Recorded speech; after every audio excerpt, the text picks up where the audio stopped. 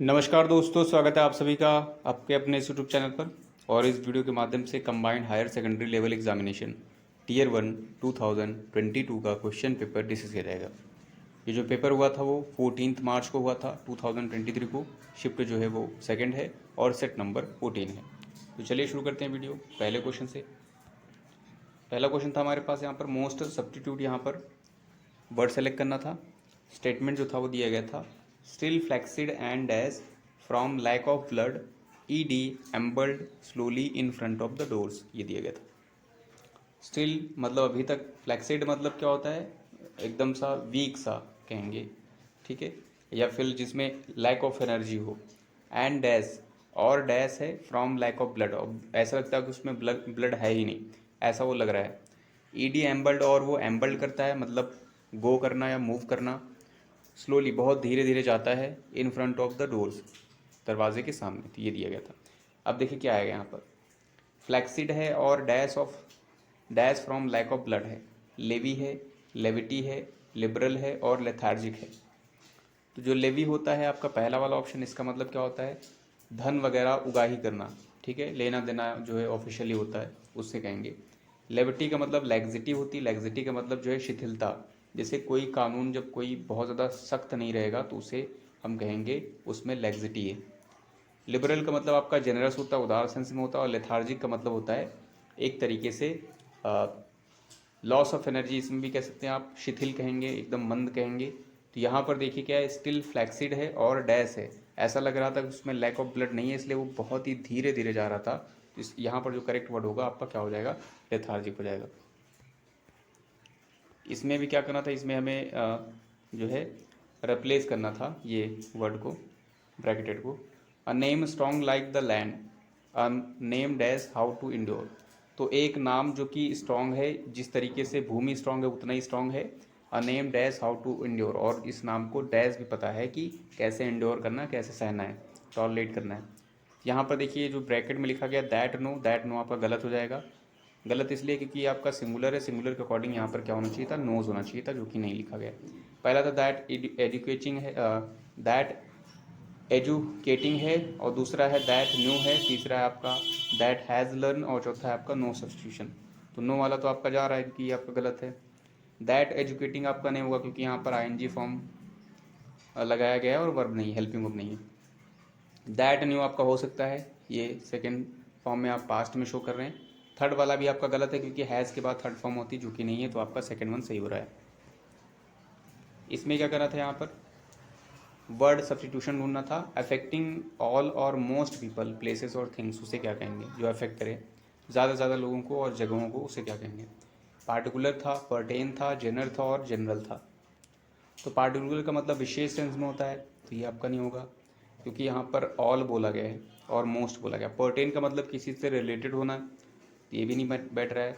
जनर का मतलब होता है, जो जनर्स का मतलब होता है रूप विद्या, ठीक है, तो ये वाला भी नहीं होगा। तो लास्ट बचा हुआ आपका करेक्ट हो जाएगा। जनरल के दो सेंस होते हैं, एक आपका आर्मी वाला होता है, दूसरा आपका व्यापक सेंस में होता है, सर्व से रिलेटेड, जो कि इसमें दिया गया था अफेक्टिंग ऑल। यहाँ पर इम्प्रूवमेंट बताना था। His father was few proud of his power over the horse. देखिए जो प्राउड था ये आपका एडजेक्टिव था, और ये जो फ्यू है ये आपका पता है कि यहाँ जहाँ पर भी आता है इसके बाद में काउंटेबल नाउन आते हैं, वो भी प्लूरल। तो यहाँ पर ये जो था अनकाउंटेबल था, इसलिए आपका ये गलत है। पहला था वेरी प्राउड, दूसरा था नो इम्प्रूवमेंट, नो इम्प्रूवमेंट गलत है आपका। वेरी प्राउडली था और आपका मच प्राउडेस्ट था। देखिए जो आपका वेरी प्राउडली है ये भी आपका गलत है, ठीक है। वेरी ऑलरेडी एडवर्ब है, प्राउडली भी आप एडवर्ब बना रहे हैं। मच प्राउडेस्ट ये आपका सुपरलेटिव रखा गया, ये भी गलत है। तो आपका जो करेक्ट होगा आपका फर्स्ट वन था, वेरी प्राउड। इसमें मीनिंग बतानी थी।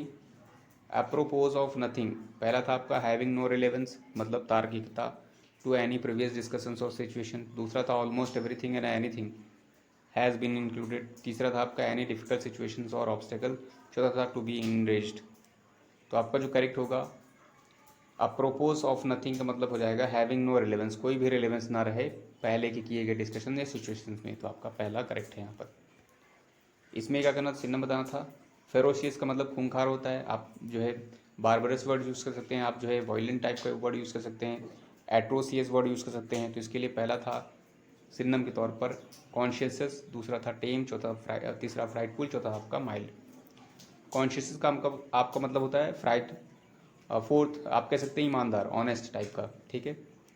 जो आपका टेम था इसका मतलब पालतू वाला होता है, और फ्राइटफुल आपका देखिए भययुक्त, देखिए खूंखार जो रहेगा वो भययुक्त भी रहेगा। माइल्ड का मतलब होता है सॉफ्ट नम्र, हम्बल, सॉफ्ट नम्र में होगा। तो आप एलिमिनेट कर सकते थे, थर्ड वाले को टिक कर सकते थे, थर्ड वाला आपको यहाँ पर करेक्ट सिनोनिम है। पैसिफिक का यहाँ पर मीनिंग बताना था। पैसिफिक का मतलब शांत करना, शूथिंग सेंस में होगा आपका, कामिंग सेंस में होगा, काम होगा या शूथिंग होगा, ठीक है। पहला था मॉलिफाइंग, दूसरा था शेफिंग, और तीसरा था आपका बेलिको, चौथा था इनमिकल। मॉलिफाइंग का क्या मतलब होता है, ये आपका शूथिंग सेंस में होगा, ठीक है, तो ये आपका करेक्ट है। शेफिंग का मतलब क्या होता है, शेफिंग का होता है स्किन इरिटेशन होता है। और जो बेलिकोस है ये आपका होता है झगड़ालू, जिसके लिए आप पग्नाशियस, और जो है पग्नाशियस तो वर्ड होता है, इसके अलावा बेलिजरेंट होता है, युद्धरत जिसका मतलब होता है, और टर्बुलेंट वर्ड होता है। तो इनमिकल का मतलब आपको पता है क्या होता है, जो आपका करेक्ट है वो आपका फर्स्ट वन हो रहा है। चलिए इनमिकल वर्ड का आप जो है कमेंट सेक्शन में मतलब बताइए। यहाँ पर क्या करना था, यहाँ पर एरर बतानी थी। दिया गया था scientists have a few tricks up their sleeves for dealing with the universe other objects, ये दिया गया था। साइंटिस्ट के अकॉर्डिंग देखिए साइंटिस्ट नाउन है, और इसके अकॉर्डिंग हैव सही लिखा गया है। आ के बाद देखिए आ फ्यू लिखा गया है, इसका मतलब थोड़े से, और इसके बाद काउंटेबल नाउन आएगा, रखा गया है, ठीक है। अप देयर स्लीव्स, तो ये जो दिया गया है up their sleeves, up one से स्लीप का क्या मतलब होता है, कोई चीज़ सीक्रेट रखना, ठीक है। तो इसका मतलब उनके पास कुछ फ्यू ट्रिक्स हैं जो उन्होंने अप स्लीव्स करके रखा है, मतलब सीक्रेट रखा है। किस लिए रखा है, फॉर डीलिंग, डील करने के लिए। डीलिंग, अब देखिए फॉर प्रिपोशन था, आप यहाँ कह सकते हैं जेरेंड है, विथ प्रिपोशन द आर्टिकल है, और यूनिवर्स आपका नाउन है। अब यहाँ पर देखिए यहाँ पर नो एरर भी था। अब ये वाला यहाँ से आपने यहाँ तक रीड कर लिया है, जो ये वाला पोर्शन है यहाँ पर आपकी एरर है। यहाँ पर जो आपको लिखा गया है द अदर नहीं, द यूनिवर्स अदर ऑब्जेक्ट्स, ये आपका गड़बड़ लिखा है। यहाँ पर आपका अपोस्ट्रोफी की ज़रूरत थी, ठीक है। यहाँ पर आप यहाँ पर ऐसे लिख सकते थे द यूनिवर्सेस, ठीक है, यहाँ पर अपोस्ट्रोफी लगा के, ठीक है, और अदर ऑब्जेक्ट्स आप कर सकते थे। तो यहाँ पर जो एरर है वो आपका फर्स्ट वन में है। इम्प्रूवमेंट बताना था यहाँ पर, the thieves entered a house at night and decamp with valuable worth ₹50,000। देखिए एंटर्ड है, सिंपल पास्ट है, तो यहाँ पर भी आपका सिंपल पास्ट बनेगा, तो ये आपका गलत है। डिकैम्प का मतलब लेकर भाग जाना, यानी रफो चक्कर होना, रन अवे होता है। पहला था डिकैम्प्ड, यहाँ पर विथ अवेलेबल्स, ये आपका सिंपल पास्ट में करेक्ट है आपका। डिकैम्पिंग आपका होगा नहीं, नो इम्प्रूवमेंट भी गलत है आपका, और डिकैम्प्स तो बिल्कुल नहीं होगा। तो आपका कौन सा करेक्ट है, फर्स्ट वन हो रहा है। इसमें नो स्पेलिंग बताना था। दे इररिस्पॉन्सिबल, इररिस्पॉन्सिबल की स्पेलिंग गलत है आपका, देवर इररिस्पॉन्सिबल गलत।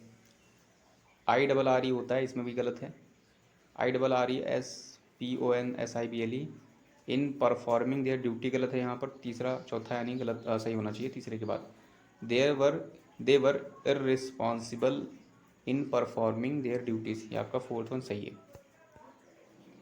इनकरेक्टली वर्ड बताना था, इनकरेक्टली स्पेल्ड वर्ड, फील्ड था, गिल्ड था आपका, और बिल्ट था, और शील्ड था। तो गलत गलत जो है वो आपका ये वाला है, गिल्ड। एरर बतानी थी, the skull bones of a woodpecker has a different chemical composition and density. The skull की बात की गई है, आपका सिंगुलर है स्कल, नहीं इसकी बात नहीं की। द स्कल बोन्स ये आपका नाउन है पूरा, या आप सब्जेक्ट कह सकते हैं। ऑफ अ वुडपेकर, हैज़ देखिए यहाँ गलत लिखा गया है, क्योंकि ये जो आपका था ये सब्जेक्ट आपका प्लूरल था, तो यहाँ पर आपका हैव होना चाहिए था। तो सही क्या होगा आपका, फर्स्ट वन में हो जाएगा। सब्स्टिट्यूशन में था ओवरली कंसर्न, जो बहुत ज़्यादा कंसर्न हो विथ मिनट, मिनट का मतलब बहुत ही माइनर डिटेल्स को लेकर के और फॉर्मेलिज्म को लेकर के, उसे क्या कहेंगे। ब्लास्फेमी था, बोहेमियन था, और रैप्सोडिक था, और पेडेंटिक था।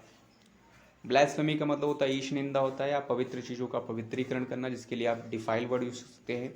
डेसिक्रेट वर्ड होता है, प्रोफेन होता है, ठीक है, तो ये आपका नहीं था। बोहेमियन का मतलब पर्सन होता है जो कि आर्टिस्टिक में इंटरेस्टेड रखता है चीज़ों में, बट वो अनयूजुअल चीज़ों में रहता है, तो ये भी आपका नहीं होगा।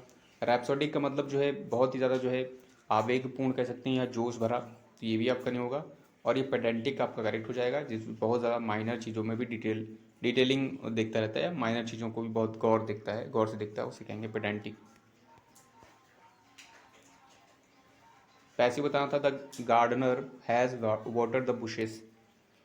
तो टेंस से लिमिट करते हैं, हैज़ से पता चल रहा है हमारे पास ये सिंपल नहीं है, ये प्रेजेंट परफेक्ट है। प्रेजेंट परफेक्ट का अगर जो पैसिव बनता है तो वहाँ पर हैज़ होगा या आपके पास हैव हो सकता है और उसके साथ बीन भी रहेगा और फिर थर्ड फॉर्म रहेगी। तो ये चीज़ देखनी है।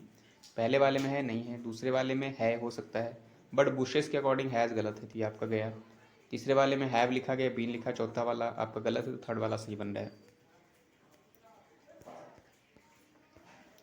एंटोनिम बताना था मोस्ट अप्रोप्रिएट। इंटरफेयर का मतलब हस्तक्षेप करना होता है, ठीक है। पहला था जैम, दूसरा एडवांस, तीसरा हैम्पर, चौथा इंटरसीड। जैम का मतलब आपको पता ही है, एडवांस का मतलब अग्रिम होता है और हैम्पर का मतलब बाधित करना। यहाँ इंटरफेयर करना और बाधित करना दोनों सेम है। इंटरसीड का मतलब मध्यस्थता करना, तो जो आपका करेक्ट बन रहा है वो आपका क्या बनेगा, यहाँ पर एडवांस बनेगा। यहाँ पर क्या करना था, इडियम की मीनिंग बतानी थी। Once in a blue moon काफ़ी फेमस है, आसान भी है। वंस इन अ डे मतलब होता है फ्रिक्वेंटली होता है, वंस इन अ वीक और रेयरली। इसका मतलब आप गुलर का फूल भी समझ सकते हैं, ठीक है। ईद का चांद होना, तो इसका लिए करेक्ट जो होगा आपका रेयरली हो जाएगा। वेजर जो दिया गया था इसका मीनिंग बताना था। वेजर का मतलब जो होता है दांव लगाना, सेंस में होगा। गैम्बल था, स्क्रूपलस था, क्रम्बल था और स्क्रूटिनाइज था। गैम्बल का मतलब भी जुआ जुआ खेलना या दांव लगाना होता, तो ये आपका वेजर से मैच कर जाएगा। स्क्रूपलस का मतलब आपका ईमानदार होता है, तो ये भी नहीं होगा। क्रम्बल का मतलब टुकड़े टुकड़े करना, ये भी नहीं होगा। और स्क्रूटिनाइज का मतलब बहुत ही ज़्यादा गौर से किसी चीज़ को एग्जामिन करना। रीअरेंज करना था यहाँ पर। अमेरिकन पॉलिटिकल इकोनॉमिस्ट जो थे मैनकूर ओल्सन, ठीक है, who wrote in 1965 the problems of collective actions were popularized by the artha that coercions of some other device must be present in order as था for a group of individuals to act in their common interest, ये दिया गया था। Starting देखिए किससे होगा, देखिए starting जो बेस्ट हो रहा है आपका क्यू से हो रहा है। क्यू में दिया गया था the problems of collective actions were popularized by, popularize किया गया है प्रॉब्लम्स जो कलेक्टिव एक्शंस की प्रॉब्लम्स थी उनको काफ़ी प्रसिद्ध किया गया है या जन जन जन जन तक पहुंचाया गया है by the American political economist who wrote in, जो कि उन्होंने लिखा था। तो ये आपका क्यू के बाद आपका पी हो रहा है। तो क्यू पी आप देख सकते थे कहाँ पर था, पहले वाले में नहीं था, दूसरे वाले में नहीं है, तीसरे वाले में नहीं है, तीसरे वाले में है, चौथे वाले में नहीं है, तो आपका तीसरा वाला सही हो रहा है। फिर बाकी चीज़ें भी देख लीजिए, ठीक है। हु रोट इन 1965, फिर आपका आर था that coercions of some, coercion मतलब फोर्स, बल देना किसी चीज़ को या बाधित करना, of some other devices must be present in order. Order for भी आपका ठीक है, ऑर्डर फॉर क्योंकि टू होता है, टू तो था नहीं इसलिए फॉर लगेगा, फिर for a group of individuals to act. तो आपका थर्ड वन करेक्ट बैठ रहा है। या फिर आप ऐसे भी कर सकते थे, यहाँ से देखते कौन सा बैठ रहा है उसके अकॉर्डिंग ऑप्शन रख के, या फिर कोई और चीज़ यहाँ से ढूंढते किसका कुछ लिंक होता। फिलअप बताना था। Pandavas return to Hastinapur after their 13th year of dash, eminence, acceptance, exile और एंटरटेनमेंट। इमिनेंस का मतलब होता है इमिनेंट से बना है, जिसका मतलब फेमस होता है। तो यहाँ पर सुपीरियोरिटी के लिए आप नाउन के तौर पर कह सकते हैं सुपीरियोरिटी। और एक्सेप्टेंस आपका नहीं होगा यहाँ पर, ये भी नहीं आपका। एग्जाइल आपका करेक्ट है, मतलब उनको वनवास दिया गया था, देश निकाला किया गया था, आप कह सकते हैं। एंटरटेनमेंट नहीं होगा, तो थर्ड वन सही हो रहा है। इसमें क्या करना था, करेक्टली इनडायरेक्ट फॉर्म बताना था। टेंस से लिमिट करेंगे। The lawyer said your case is very complicated. Sad है तो सैड सब में देखिए, सैड है तो सैड ही रहेगा क्योंकि यहाँ पर दैट नहीं है। यहाँ वॉन्ड कर दिया गया है, यहाँ सैड है आपका हो सकता है। और रिपोर्टेड आपका, रिपोर्टेड इतना बेटर नहीं है। लॉयर साइड यहाँ पर भी है, दो में सेलेक्ट कर लेते हैं, ठीक है।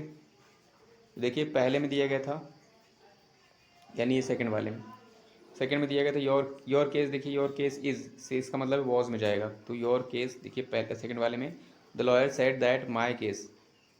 अब देखिए योर केस अभी आपको बताया गया था, योर केस मतलब ये डायरेक्टली जो रीड कर रहा है उसी को बोल रहा है, इसका मतलब फर्स्ट पर्सन के अकॉर्डिंग चेंज होगा। तो यहाँ पर दैट माई केस लिखा था, वॉज भी ठीक है, वॉज वेरी कॉम्प्लिकेटेड, ठीक है। तो ये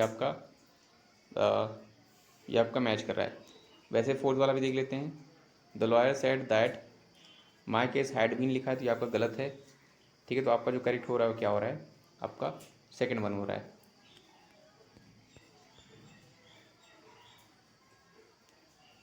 इसमें आते हैं पैसेज रीड कर लेते हैं। Deserts probably exist much dash during former periods of global arid climate in the in the lee of mountain ranges that sheltered them from dash or in the center of extensive continental regions. However, this would have been primarily before the evolutions of uh, angiosperms, which are dash as seed producing plants. Only a few primitive plants which may have been dash of the ancient deserts vegetation occur in present day deserts.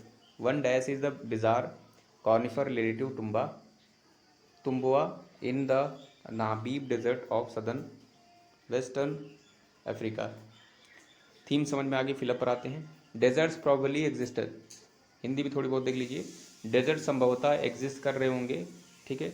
Much dash during former periods, मतलब इस अवधि में जो पूर्व जो अवधि चल रही थी पीरियड्स में, ऑफ वैश्विक एरिड, एरिड मतलब शुष्क, क्लाइमेट इन द, ठीक है, बस यही तक करते हैं। तो यहाँ पर क्या आएगा, अब देखिए जो मच वर्ड आया है, ये इसका यूज़ आपको पता होगा, ये अनकाउंटेबल चीज़ों के लिए आता है। दूसरी चीज़ ये पास्ट पार्टिसिपल के लिए आता है, पीपी के लिए या फिर कंपेयर टू डिग्री के लिए आता है, ठीक है। तो यहाँ पर देखिए क्या आएगा, पहला था अर्नेस्ट, दूसरा अर्लियर, तीसरा अर्ली, चौथा आपका अर्लिएस्ट था। तो इसमें से कौन सा मैच कर रहा है, आपका सी डी वाला मैच कर रहा है, यानी अर्लियर आएगा। नेक्स्ट पर आते हैं 22 नंबर में, periods global arid climate in the continental regions में। हावेवर, यद्यपि दिस वुड हैव बीन, अच्छा ये नहीं है, in the lee of mountain, in lee of mountain ranges में, दैट जिसने शेल्टर्ड किया था देम यानी उनको, फ्रॉम डैश, किससे शेल्टर्ड किया था, मतलब पनाह दी थी या शरण दिया था, ठीक है। किस चीज़ से शेल्टर दिया था, बर्ड से शेल्टर दिया था, रेन से शेल्टर दिया था, ब्रैश से शेल्टर दिया था, या फिर एनिमल से, ठीक है। देखिए बर्ड से तो शेल्टर देना है तो आपका मैच नहीं करेगा। रेन से आपका हो सकता है, रेन से उन्होंने आश्रय दिया, मतलब रेन ऊपर ना बरसे तो शेल्टर दिया गया है। ब्रैश का मतलब आपका जो एक खरा होता है एकदम, और एनिमल्स भी आपका नहीं होगा, तो आपका सेकंड वन यहाँ सही हो रहा है। फिर आते हैं यहाँ पर थर्ड नंबर पर दिया गया था, और इन द सेंटर, यानी सेंटर में, केंद्र में, ऑफ एक्सटेंसिव, एक्सटेंसिव का मतलब गहन होता है, extensive continental regions. However this would have been primarily before the evolutions of angiosperms. Angiosperms मतलब क्या होता है, बीज वाले पौधे, ठीक है। इसके लिए था विच आर डैश, जो कि डैश है एज सीड प्रोड्यूसिंग प्लांट, जो कि डैश है as a seed producing plant में, तो क्या आएगा, characterized as seed producing plants, summarized as seed producing plants, presented as seed producing plants, और मैंडेटेड। देखिए यहाँ पर जो करेक्ट होगा वो क्या हो जाएगा, कैरेक्टराइज्ड है मतलब, कैरेक्टर मतलब विशेष तौर पर देखा जाए या उसको विशेष रूप से बोला जाए। समराइज का मतलब समरी से बनाया आपका, प्रेजेंटेड मतलब उपस्थित करना सेंस में होता है, मैंडेटेड जनादेश होता है। तो यहाँ पर जो आपका कैरेक्टर होगा वो कौन सा हो जाएगा, ये आपका कैरेक्टराइज हो जाएगा, मतलब उनको स्पष्ट तौर से जाना जाता है एज अ सीड प्रोड्यूसिंग जो है एनिमल्स, सॉरी प्लांट्स। फिर यहाँ पर दिया गया था ओनली अ फ्यू प्रिमिटिव, कुछ ही प्राचीन कालीन पौधे हैं, which may have been dash of the ancient desert vegetation, जो कि मे हैव बीन हो शायद जो है थे, ठीक है, विच मे हैव बीन डैश, ठीक है, ऑफ द, यहाँ पूरा आपका हिंदी नहीं निकलेगा जब तक ये फिल नहीं होगा, which may have been dash of the ancient, जो कि एंशियंट डेजर्ट मतलब प्राचीन डेजर्ट वेजिटेशंस, और occur in present day deserts. तो यहाँ पर क्या आएगा, रख के देखिए यहाँ पर क्या आएगा, ठीक है, प्लांट्स की बात हो रही है, a few primitive plants which may have been dash of the deserts, ancient deserts vegetation, part of रह चुके हैं, हिस्सा रह चुके हैं, या फिर बिट रह चुके हैं, या स्लॉट अप, या फिर टास्क। तो यहाँ पर आप इसका मीनिंग समझ सही हो जाएगा, क्या हो जाएगा, जो कि उस एंशियंट डेजर्ट वेजिटेशन का हिस्सा रह चुके हैं, जो कि अकर करते हैं प्रेजेंट डे डेजर्ट्स में, तो ये आपका पार्ट बन जाएगा यहाँ पर। फिर यहाँ पर आते हैं, तो यहाँ पर बोला गया था one dash is the bizarre conifer, जिनमें से एक बिजार कॉर्निफर है, ठीक, कॉर्निफर है, कॉर्नी नहीं, कॉर्निफर है, रिलेटिव जो है टोम्बा का, टोम्बुआ का रिलेटिव है ये, इन द नामिब डेजर्ट में ऑफ साउथ वेस्टर्न अफ्रीका। तो वन डैश, वन क्या है, one example of the bizarre conifer, sign of, instance of, signal of. तो एग्जाम्पल मतलब उदाहरण होता है, और साइन मतलब आपका साइन इन करना भी होता है, ये नहीं होगा। इंस्टेंस का मतलब आपका, इंस्टेंस भी आपका जो है एक तरीके से पहलू होता है, ये आपका नहीं होगा। सिग्नल भी नहीं होगा तो आपका एग्जाम्पल यहाँ पर करेक्ट हो जाएगा। सो आई होप इस वीडियो के माध्यम से आपने कुछ ना कुछ जरूर सीखा होगा। Thanks for watching this video.